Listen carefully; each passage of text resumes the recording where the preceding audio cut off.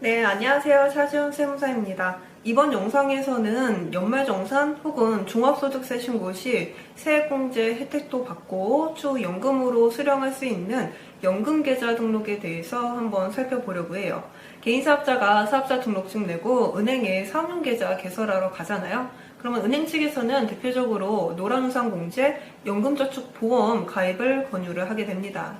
이 중에서 노란우산공제는 폐업 시 퇴직금 형식으로 소득공제를 받는 제도인 거 이전 영상에서 설명드렸을 거예요.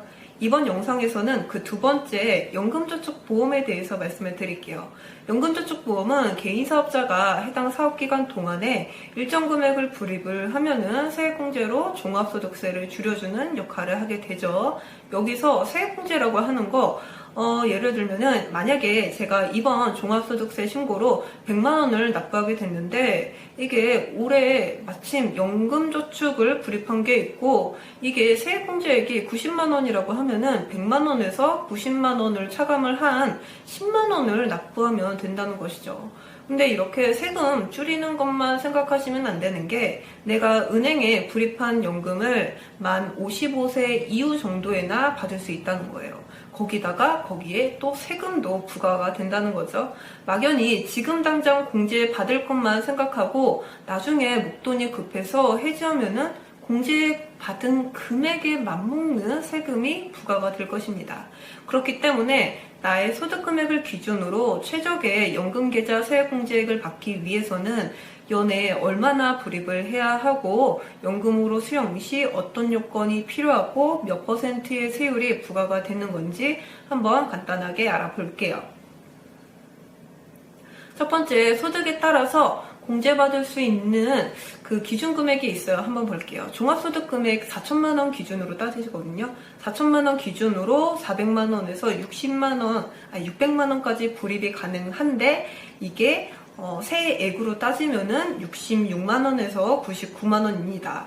이 400만원하고 600만원을 따지는 그 기준은 세법에서 정하는 나이가 있어요. 50세라는 거죠. 50세가 아직 안 된다고 하면은 400만원을 불입하는 거고 그 50세 기준이 넘었다라고 하면은 약간 더 많은 600만원까지 불입이 가능하다는 거죠.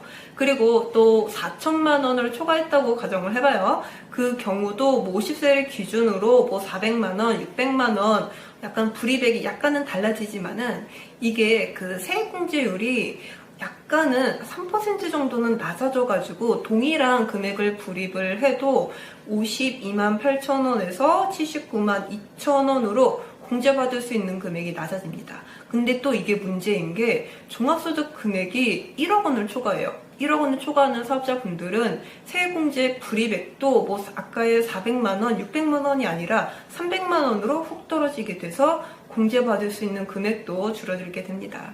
근데 이렇게 1년에 300만원에서 600만원으로 불입을 하고 뭐 차곡차곡 쌓아놓죠. 근데 이거를 55세가 되기도 전에 목돈이 필요해서 해지하는 경우 기타 소득으로 보아 해지하는 금액에 대해서 15%의 세금이 부과가 됩니다.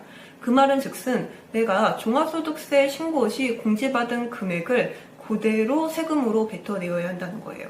그래서 연금저축계좌는 종합소득세 신고 시 높은 공제율로 공제를 받을 수 있지만 그 의미가 있으려면은 연금으로 수령을 해야 한다는 거겠죠.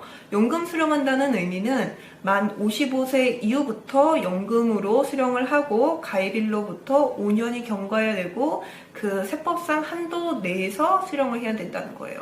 그리고 이게 세율이 부과가 되는 건데 55세 이상이라고 하면은 5.5%, 70세 이상이라고 하면은 4.4%, 만 80세 이상이라고 하면은 3.3%의 세금이 부과가 된다는 거예요.